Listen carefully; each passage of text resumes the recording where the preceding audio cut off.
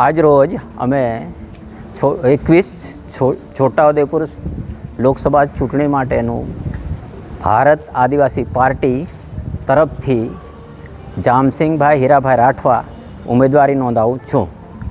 અમારી ઉમેદવારી એટલા માટે અમે કરી રહ્યા છીએ કે છેલ્લા 70-75 વર્ષથી ભાજપ અને કોંગ્રેસનું શાસન ચાલે છે, પરંતુ અમારા આદિવાસીઓનો કોઈ વિકાસ થયો નથી અને આદિવાસીઓના એટલા બધા પ્રશ્નો છે. શિક્ષણની સ્થિતિ બહુ જ ખરાબ છે, આરોગ્યની સ્થિતિ પણ બહુ જ ખરાબ છે.